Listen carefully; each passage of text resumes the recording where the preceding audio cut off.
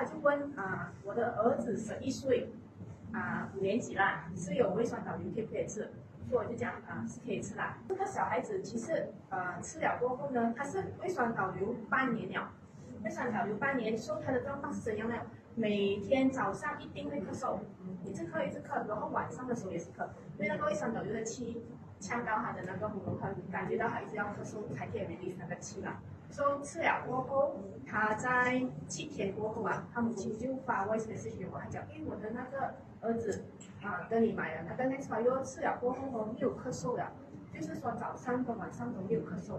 So exactly with 我们的那个 study 这样哦，1个礼拜过后是看到那个效果啦。Hey, you follow me, everybody hands up, follow me. Hey, you.